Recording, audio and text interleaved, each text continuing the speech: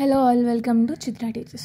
So ఇవాళ నుంచి నేను ఫిజిక్స్ క్లాస్ 10th ఫిజిక్స్ నేను ప్లేలిస్ట్గా క్రియేట్ చేసి నేను డైలీ వీడియోస్ అనేది పోస్ట్ చేద్దాం అనుకుంటున్నా according to the topic wise. And today I'm starting the chapter 1 which is reflection of light at curved surfaces. So ఈ వీడియోలో మీకు ఇంట్రడక్షన్ గురించి టీచ్ చేస్తాను. నెక్స్ట్ వీడియోస్లో నెక్స్ట్ టాపిక్స్ అనేవి మీకు ప్యారలల్గా వస్తూనే ఉంటాయి. So introduction, reflection of light at curved surfaces కదా మన లెసన్ టైటిల్. ఈ లెసన్కి స్టార్ట్ అయ్యే కన్నా ముందు దీంట్లో ఉన్న బేసిక్ వర్డ్స్ యొక్క మీనింగ్ తెలుసుకోవడం, దాని తర్వాత లెసన్ స్టార్ట్ చేయడం is a basic important thing కదా. ఇప్పుడు దీంట్లో ఉన్న ఫస్ట్ నార్మల్గా తెలియని వర్డ్స్ ఏంటివి? లైట్ అంటే అందరికి తెలుసు. Then what is reflection and curved surfaces కొంతమందికి తెలియదు. సో దాని గురించి మనం డీటెయిల్గా వెళ్దాం.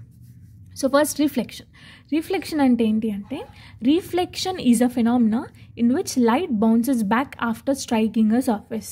ఇప్పుడు దీనికి ఒక డైలీ లైఫ్ ఎగ్జాంపుల్ నేను ఏం చెప్దాం అనుకుంటున్నా అంటే, మీరు క్రికెట్ ఆడతారు కదా, క్రికెట్ ఆడినప్పుడు బాల్ ఉంటుంది. ఆ బాల్ని మీరు ఏం చేస్తారు, ఒక బాల్కి స్ట్రైక్ చేస్తారు. అదేమవుతుంది, ఆ బాల్ అక్కడనే ఉంటుందా? No, it will bounce back కదా.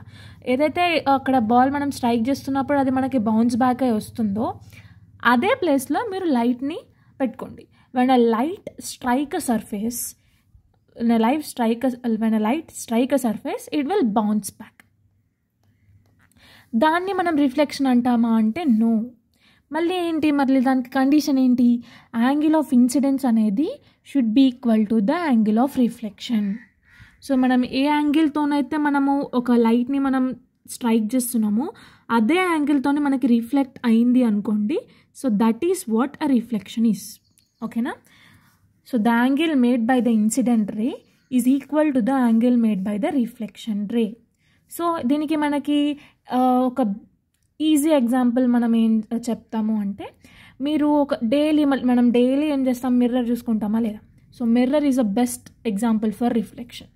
ఇప్పుడు మీరు మిర్రర్ని చూసుకునేటప్పుడు హైట్ ఎంత ఉందో అంతే వస్తుంది, వెయిట్ ఎంత ఉందో అంతే వస్తుంది. సో మన పర్సనాలిటీ ఎలా ఉందో, మన థింగ్స్ అక్కడ ప్లేస్ చేసేది ఎలా ఉందో అదే మనకి యాజ్ టీజ్గా రిఫ్లెక్ట్ అవుతుంది. So that is what reflection is.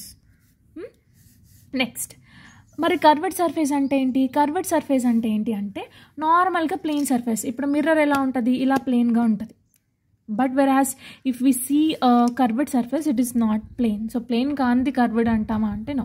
Curved surface ఏంటంటే, ఫర్ ఎగ్జాంపుల్ మీరు ఒక క్లే తీసుకొని దాన్ని పంచ్ చేయండి. అప్పుడు పంచ్ చేస్తే మనకి ఎలా వస్తుంది, ఇలా ఉన్న ఇలా ఉన్న క్లే కాస్త మనకి ఎలా అవుతుంది, ఇలా సి షేప్డ్ అవుతుంది.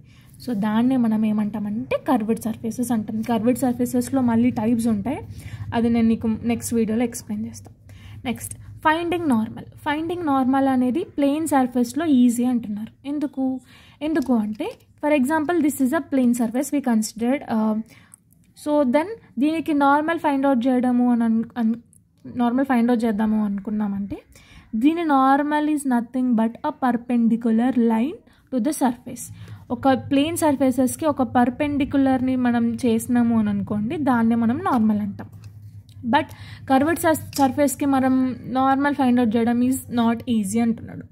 ఎందుకు అనేది మనం నెక్స్ట్ వీడియోలో చూసుకుందాం. See you in the next video. ఇంకా నెక్స్ట్ కూడా ఇలాంటి వీడియోస్ కావాలి అంటే please to subscribe and share to your friends and also like the video.